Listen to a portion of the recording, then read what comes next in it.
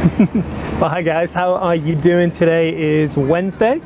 Just quick update video to all of my friends, partners, friends, Romans and countrymen, wherever you're at today, and I'm wishing you well, cheering you on as you walk with the Lord Jesus Christ. It's late morning here in Sturbridge. It is a beautiful day, I have to say, in Sturbridge. I love New England weather.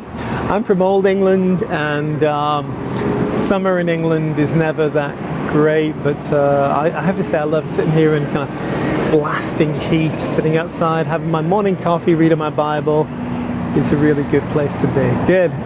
What's happening? Let me move this little puppy.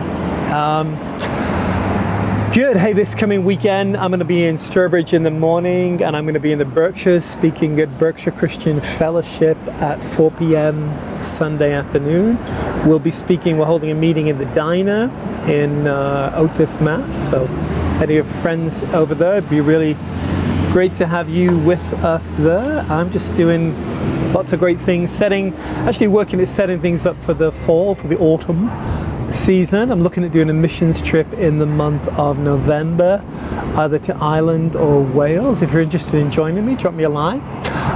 Really trying to work diligently at putting together my ministry school online, my ordination program. I'm going to do a church planting program and also just some monthly courses on different subjects there as well. So yeah, should be good.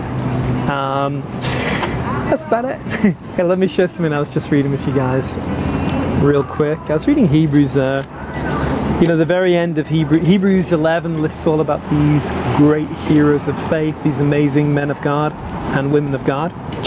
And Hebrews 11, the last verse in Hebrews 11 says, God, having provided something better for us, that they should not be made perfect without us. You know, you can read all through these amazing, the Hall of Fame of Faith, it's called the heroes of the Old Testament, but God has provided something better for us, something greater. Yeah, that excites me. And it flies on into Hebrews 12 verse 1, and it says, therefore, since we are also surrounded by so great a cloud of witnesses, let us lay aside every weight, the sin which does so easily ensnare us. Let us run with endurance the race that is set before us. Boom. You know, you have a race. You have a journey. You've got a pathway that God mapped out for your life. Satan, the world, the flesh, and the devil are trying to pull you off that pathway. It's going to try to get you to give up the race or go in a different direction, but God has that race for you. God has a race for this day. This Wednesday I'm alive, and I want to run my race well this day. He says we should lay aside the weight and the sin which does so easily ensnare us. You know, it's interesting, he talks about the sin, singular. It's interesting that Jesus said when the Spirit of truth has come, he will convict the world of sin, of righteousness and judgment. Not sins, but sin, singular, that they believe not on he who God has sent. And I think the greatest sin is actually the sin of unbelief. The root of every sin, including the sin of pride, is the sin of unbelief. And it actually then tells us how to conquer these things and how to run our race, looking unto Jesus, the author and the finisher of our faith, who for the joy that was set before him endured the cross, despising the shame, and is sat down at the right hand of the throne of God. For consider him who endured such hostility from sinners, lest you become weary and discouraged in your soul. You know, it's an interesting thing, and we've all been there at times, but there are times it's like we become weary and discouraged in our soul. I'm not even sure I know why this is, but it's a biblical thing, and in my experience talking to a lot of pastors, you know, it's interesting being a pastor or a ministry. Sundays are such a crazy day for me. Only somebody who road trips with me knows what my Sundays look like, and even then, you know, I'm usually up at 5 or 6 a.m. I'm preparing. I'm like, it's like somebody I'm on non-stop, and I usually do at least 2 different churches on a Sunday. And you know, I usually start my day at 5 or 6 a.m. a Sunday, get back home about 9 or 10 o'clock, and then you know, I'm just exhausted.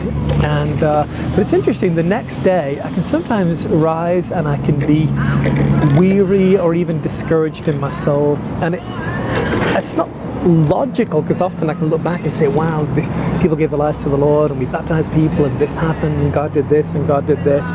But sometimes the next day, I've learned that on a Monday, I just need to take care of my soul. I need to just not load up my day, just rest. I have a Sabbath on a Monday in that way. But how do you break that weariness and discouragement of your soul? You look unto Jesus. Look at Jesus as you're running the race. You know, have you ever had this experience? Again, living in New England, I'd never really had this. I've never driven that much through snow before. But at times, if you're driving through snow, it has this kind of hypnotic effect. And there can be a danger at times if you're driving through snow that you can end up looking at the snow, let's say a foot or 5 feet away from the windscreen of your car, and your eyes aren't on that horizon. And I think in the same measure as we walk through life, there's always a danger that we end up looking at what's going on near us right now. We end up looking at the current situation, the discouragement, the challenge, the trial, the need, whatever. And there's a place to do that. We need to be it's like playing tennis. We need to be engaging with what's coming against us.